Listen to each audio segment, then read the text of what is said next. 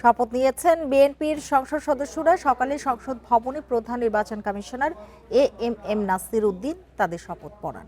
পরে শপথপত্রে সই করেন সংসদ সদস্যরা। শপথ অনুষ্ঠানে অংশ নেন দেশি বিদেশি অতিথিরা। মঙ্গলবার সকাল থেকে জাতীয় সংসদে আসতে থাকেন নবনির্বাচিত বিএনপির সংসদ সদস্যরা।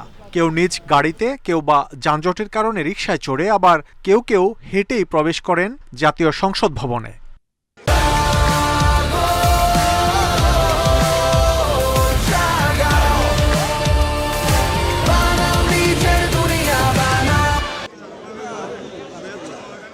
শপথ অনুষ্ঠানের কারণে সংসদের আশপাশে গাড়ির চাপ বেশি ছিল, ফলে আশপাশে দেখা দেয় যানজট।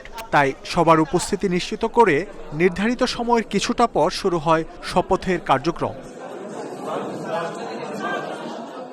সকাল 10:30টার পর সংসদ ভবনে আসেন বিএনপি চেয়ারম্যান তারেক রহমান। 11টার কিছু আগে শপথ কক্ষে আসেন প্রধান নির্বাচন কমিশনার। শুরু হয় শপথ অনুষ্ঠান। প্রায় 2 মিনিটের মধ্যেই সম্পূর্ণ হয় শপথ গ্রহণের মূল পর্ব।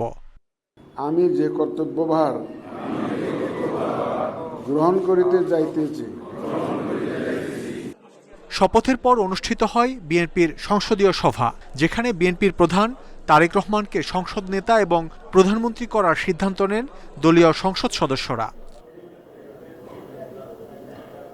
পরে দলীয় বেশ কিছু বিষয়ে নবনির্বাচিতদের উদ্দেশ্যে কথা বলেন বিএনপির স্থায়ী কমিটির সদস্য সালাউদ্দিন আহমেদ।